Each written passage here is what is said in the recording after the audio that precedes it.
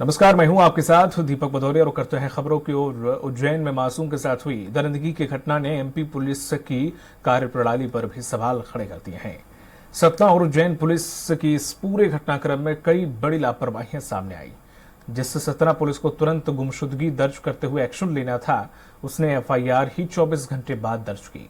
8वीं में पढ़ने वाली बच्ची के साथ रेप होने पर उज्जैन पुलिस ने बिना पड़ताल किए उसे भिखारिन और मानसिक रूप से विक्षिप्त बता दिया।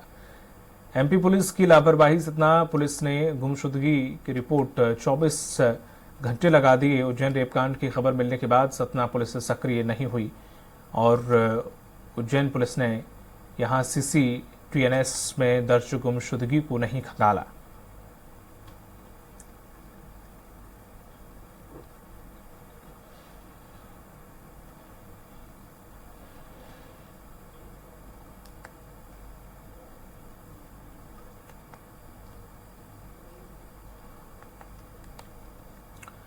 उज्जैन में 12 साल की बच्ची से दरिंदगी के मामले में तथ्यों की पुष्टि के लिए सागर से सतना पहुंची पुलिस की FSL की टीम वापस लौट गई है। FSL की टीम ने सीसीटीवी फुटेज की बारीकी से पड़ताल की। तकरीबन 2 घंटे तक टीम की गहनता से जांच चली।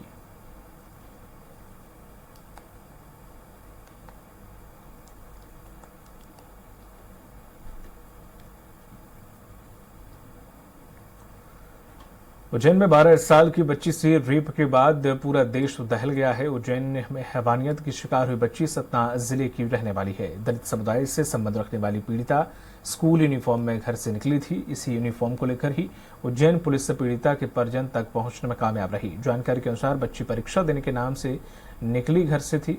वह अपने घर से करीब 1.5 किलोमीटर की दूरी पर सरकारी स्कूल में कक्षा 8 में पढ़ती है। उसका परीक्षा केंद्र गांव से करीब 25 किलोमीटर दूर मॉडल स्कूल में था। पीड़िता की बहन और सहेली ने बताया कि उस दिन पीड़िता की परीक्षा नहीं थी। इसके बावजूद वो परीक्षा सामग्री लेकर घर से निकल गई। सहेली तो अपने पिता के साथ मजगुबा आ गई, मगर पीड़िता बस में बैठकर चली गई। दिन भर जब वह घर नहीं पहुंची तो सब जगह तलाश की गई। उसके बाद 25 सितंबर को पीड़िता के दादा ने जतबारा में मामला दर्ज कराया था।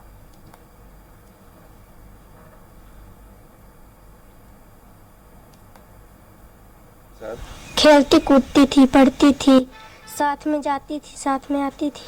तो कभी तुमसे बताया कभी बाहर जाना है मुझे घूमने कहीं? मेरे को नहीं बताया। कभी ऐसी चर्चा नहीं आती थी नहीं, कि बाहर जाना है घूमने? मेरे को नहीं बताया।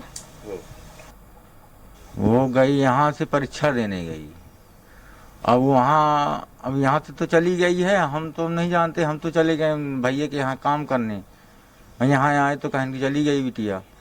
तो हम सोचे कि अब चली तो गावे भाई है, लेकिन शायद साथ में सर जी भी हों, तो हम इसलिए हमने कुछ नहीं आगे बढ़ पाए।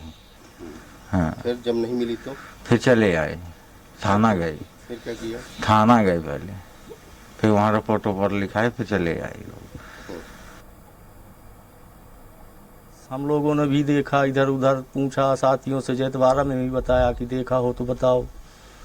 नहीं पता चला। ये लोग फिर रात सतना गए, वहाँ रेलवे स्टेशन, बस स्टैंड, सब जगह ढूंढे, नहीं पता चला। दूसरे दिन फिर इन्होंने रिपोर्ट दर्ज करवाई और बेचारे अपनी तरह से पूरा प्रयास किए।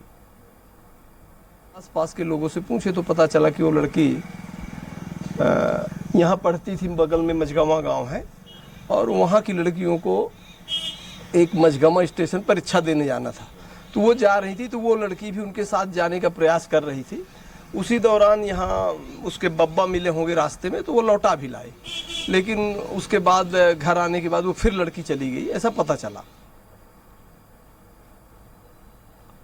उज्जैन में 12 साल की बच्ची से दरिंदगी के मामले को लेकर बाल आयोग सामने आया है। बाल आयोग ने पुलिस अधिकारियों को पत्र लिखा है। बाल आयोग के सदस्यों का कहना है कि बच्ची की पूरी निगरानी की जा रही है। बच्ची के लिए किसी भी प्रकार की चिकित्सा में कोई भी लापरवाही हुई तो सख्त एक्शन लिया जाएगा।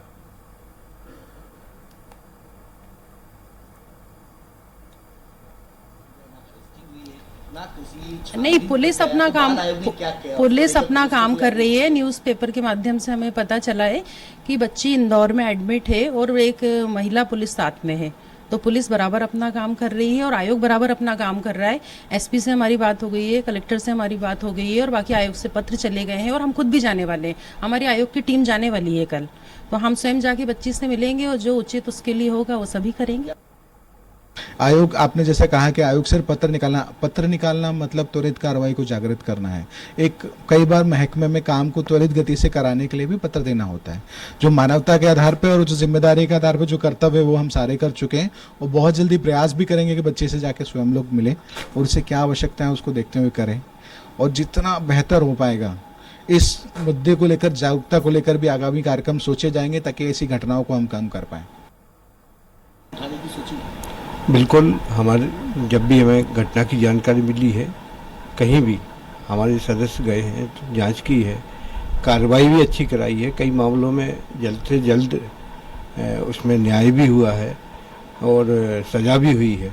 कई मामलों में 6 महीने के अंदर में कोर्ट ने न्याय दिया है। हम लोगों ने भरसक प्रयास किया है ऐसी घटनाओं में कड़ी से कड़ी सज़ा और जल्द से जल्द अपराधी को सज़ा मिले। हम लोगों ने ऐसा प्रयास किया है।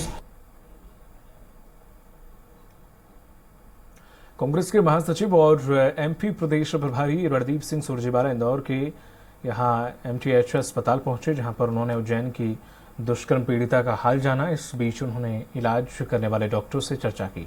इस पर रणदीप सुरजेवाला ने प्रदेश सरकार और शिवराज सिंह चौहान पर भी जुबानी हमला बोला और सवाल किया। उन्होंने कहा कि शिवराज सरकार 5 दिन के बाद भी इस घटना पर मौन क्यों है। एफआईआर में बच्ची को भिखारी तक बता दिया गया और वो सतना से उज्जैन कैसे पहुंची।